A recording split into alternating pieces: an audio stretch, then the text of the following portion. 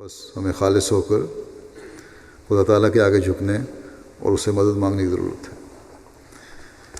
وہ تمام بلاؤں کو اور مشکلات کو دور فرمائے اور دشمن کو غائب و حاصل فرمائے۔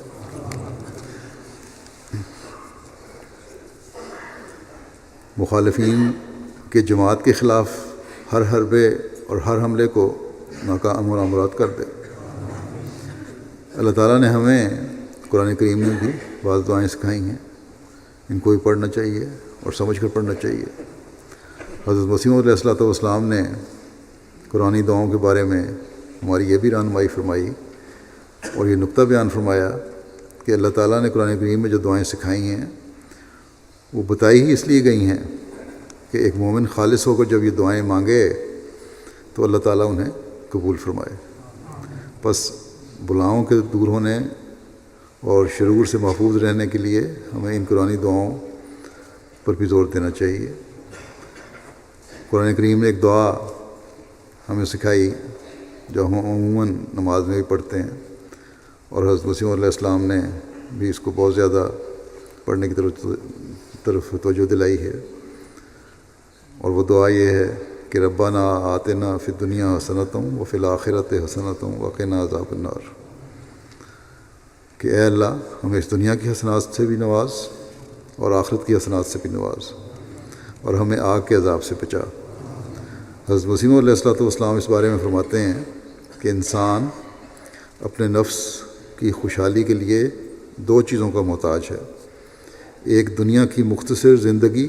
اور اس میں جو کچھ مصائب اور شدائد ابتلا وغیرہ اسے پیش آتے ہیں ان سے امن میں رہے، دوسرے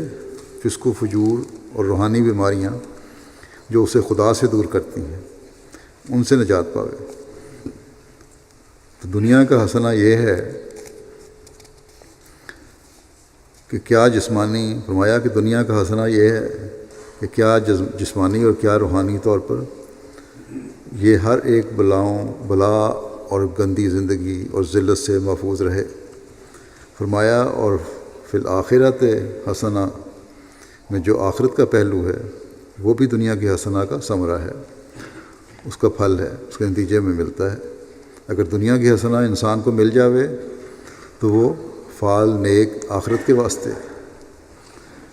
پھر وہ فرمایا اور آگ کے عذاب سے بچانے کے بارے میں فرمایا کہ اس سے مراد صرف وہی آگ نہیں جو قیامت کو ہوگی، دنیا میں بھی ہزاروں طرح کی آگ ہے، اور اس کے بارے میں پھر آپ نے فرمایا کہ اس میں طرح طرح کی پریشانیاں ہیں، خوف ہیں،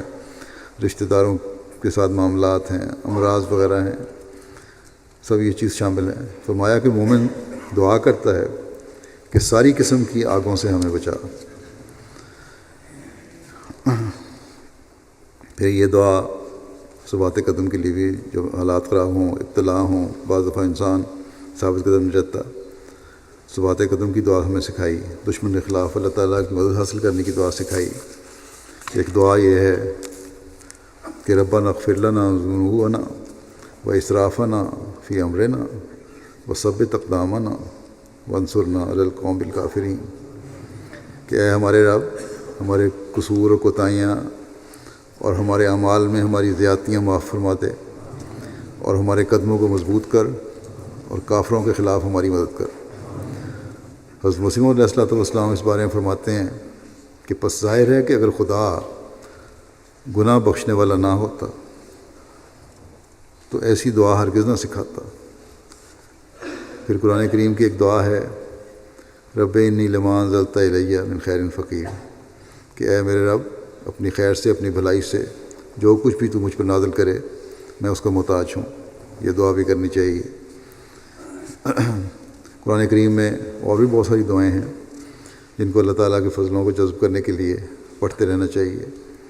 جیسا کہ میں نے کہا کہ حضرت مسیح علیہ السلام نے بتایا کہ اللہ تعالیٰ نے قرآن کریم میں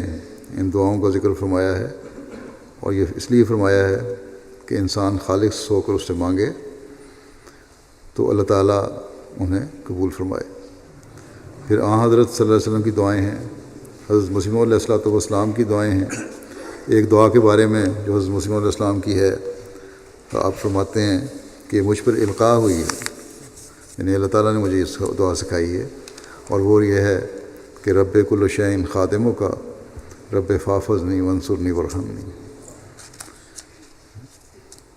فرمایا کہ میرے دل میں ڈالا گیا ہے کہ یہ اسم اعظم ہے، اور یہ وہ کلمات ہیں جو اسے پڑھے گا ہر ایک آفت سے اسے نجات ہوگی۔ اللہ تعالیٰ جماعت کو مجموعی طور پر بھی اور افراد جماعت کو انفرادی طور پر بھی ہر شر سے بچائے، اور مخالفین کی شر ان پر الٹائے، مسلمانوں کو عقل اور سمجھ بھی دے کہ وہ اللہ تعالیٰ کے بھیجے ہوئے کی آواز کو سنیں، اور امت واحدہ بن کر اسلام کی پرامن اور خصوصی تعلیم کو دنیا میں قائم کرنے والے اور پھیلانے والے ہوں۔